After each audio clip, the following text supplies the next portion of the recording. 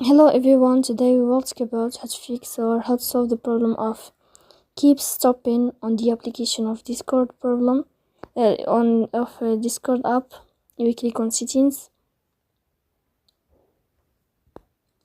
Here you can click on apps, default apps, app settings. On above you can search about Discord problem and you will answer. Then you can click on first stop and you can click OK. After that you'll enter to the window of storage. Here you can click clear cache. Don't click clear data because that can cause you errors that can delete your account.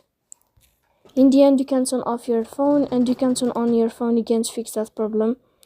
So please don't forget to support us by like and subscribe. See you next time in another video. And thank you for your attention and your watching.